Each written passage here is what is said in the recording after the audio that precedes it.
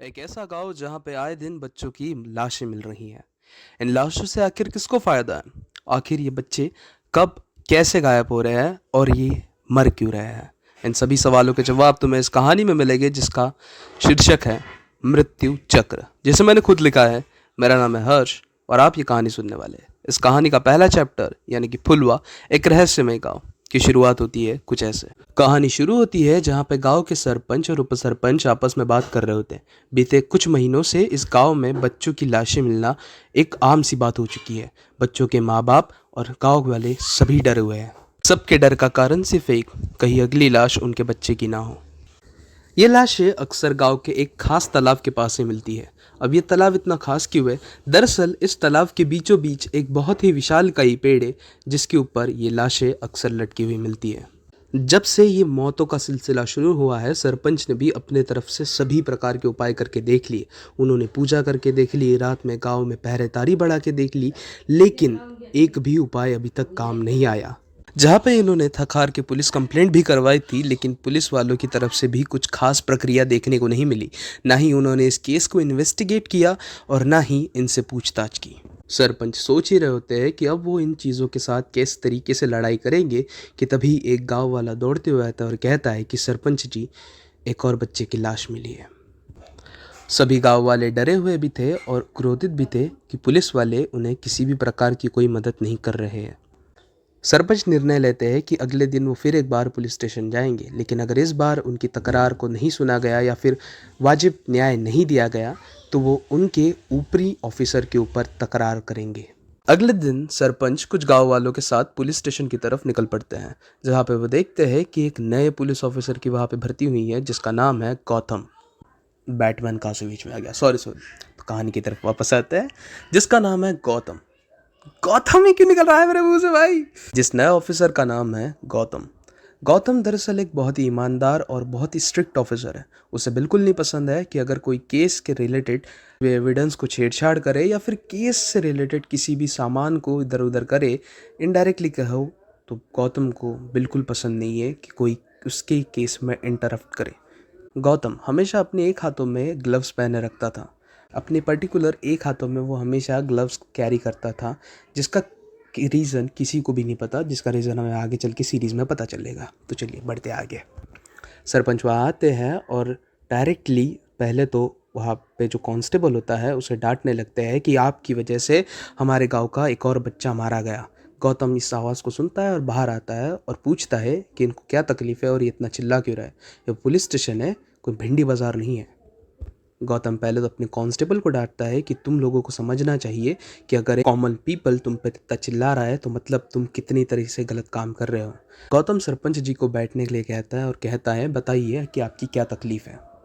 सरपंच गौतम को बताने लगते हैं कि हम फुलवा नाम के एक छोटे से गांव से आए हैं सर, जहाँ पे पिछले कुछ महीनों से बच्चे गायब होते हैं, फिर उसके बाद उनकी लाशें मिलती है।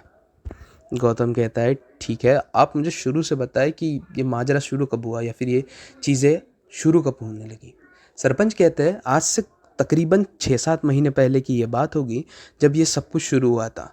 कन्हैया नाम के एक बच्चे की लाश सबसे पहले उस पेड़ पर लटकी हुई मिली थी, जो तालाब के बीचों बीच है। फिर उसके बाद से ये मौतों का गंदा सिलसिला शुरू हो गया। 15 दिन बाद, 20 दिन बाद किसी ना किसी एक बच्चे की लाश हमें मिलने लगी और उसी पेड़ के ऊपर लटकी हुई मिलती। हमारे कुछ गांव वालों ने मिलकर रात को पहरेदारी भी की, लेकिन कोई भी संदिग्ध व्यक्ति पकड़ा नहीं गया। गौतम को एक चीज़ की भनक तो हो चुकी है कि चीज़ें दिखने में जितनी ज़्यादा आसान दिख रही है उतनी आसान है नहीं। ज़रूर इन बच्चों की मौत के पीछे किसी बड़ी साजिश का हाथ है। ये भाई, ये नरेशन करना बहुत कठिन है यार। छोड़ो, तुम्हें क्या, आगे बढ़ते हैं। तो फिर गौतम उन्हें कहता है कि आप चिंता मत करें, मैं कल ही आपके गांव आता हूँ और इस केस की तह से इन्वेस्टिगेशन करूँगा। मुझे खुद नहीं पता मैं इतने ज़्यादा कॉम्प्लिकेटेड वर्ड्स का इस्तेमाल क्यों कर रहा हूँ। मुझे भी मज़ा आता है और शायद तुम्हें भी आता है, क्योंकि ये कॉम्प्लिकेटेड वर्ड बोलते वक्त मैं कुछ पॉज लेता हूँ, शायद तुम्हें हंसी आ जाए, but it's not easy for me at the same time. अगले दिन गौतम गांव में जाता है। वो सरपंच से कहता है कि मुझे एक ऐसे व्यक्ति की ज़रूरत होगी जो इस गांव का चप्पा चप्पा भी जानता हो और इस घटना के बारे में भी बहुत कुछ नहीं बहुत कुछ ना सही लेकिन थोड़ा कुछ तो जानता हूँ। तो सरपंच उन्हें गांव के सबसे बड़े बड़बोले से इंट्रोड्यूस करवाते हैं जिसका नाम रॉबर्ट। ये नाम सुन के गौतम को थोड़ा अजीब लगता है क्योंकि गांव के हिसाब से ये नाम, तो वो सरपंच से पूछता है कि दरअसल ये नाम मुझे कुछ अटपटा सा लग रहा है सरपंच जी। तो सरपंच उसे कहता है कि दरअसल इस व्यक्ति का नाम रॉबर्ट नहीं है, इसका ओरिजिनल नाम तो पप्पू है, लेकिन पिताजी को हमेशा पिक्चरों का चस्का था और वही चस्का बेटे को लगा। फिर उसको चुल उठी शहर जाने की, लेकिन कभी इतना पढ़ा लिखा नहीं था तो कभी शहर जा नहीं पाया। एक दिन इसके बाप के साथ किसी काम की वजह से शहर गया था, वहाँ पे इसे एक चोर ने ठग लिया जिसका नाम था रॉबर्ट। तो तब से ये अपने आप को रॉबर्ट बुलवाता है। इसका कहना है कि उसने मेरा सामान ठग लिया, मैं उसका नाम ना ठग सकूँ तो कैसी। ऐसी ही ऊट-पटांग हरकतें करता रहता है ये दिन भर। तो हम भी इसे कुछ नहीं कहते, बस उसी नाम से बुलाते हैं रॉबर्ट करके। और आ जाता है ये, और बड़ा नेक बच्चा है। आप जो बोलोगे सब सुनेगा और आपकी हर काम में आपका हाथ बटाएगा। सरपंच ये बोल ही रहे होते हैं कि पीछे से आ जाती है। ना सब कह के सरपंच अलविदा लेते हैं और कहते हैं मैं रोबोट को भेज देता हूँ आपके पास, वो आपकी सभी कामों में सहायता कर देगा।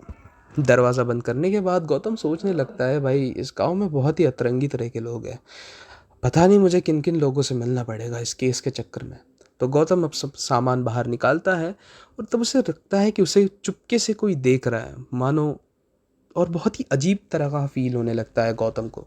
एक प्रकार की शांति जो जो गौतम का जो रूम होता है वो मतलब गांव के आसपास ही है, तो जिसकी वजह से एक खिड़की के बाहर बहुत बड़ा सा जंगल है। तो गौतम को ऐसा लगता है उस जंगलों में से ही कोई उसे देख रहा है। वो जैसे पीछे मुड़ के देखता है तो वहाँ पे कोई नहीं होता, लेकिन एज अ व्यूअर हमें दिखाया जाता है कि कोई एक इंसान पेड़ के पीछे छुप के गौतम को देख रहा था, और वो देख कर गौतम को हंसता भी है। और यहाँ हमें एक चीज़ पता चलती है, ये इंसान जो भी है ये ठीक तो नहीं लग रहा। गौतम इन सभी चीज़ों को अनदेखा करता है और केस की तरफ ध्यान देने लगता है। वो सोच ही रहा होता है कि आखिर कौन इस गांव में ये सब कर सकता है और इसका मोटिव क्या हो सकता है।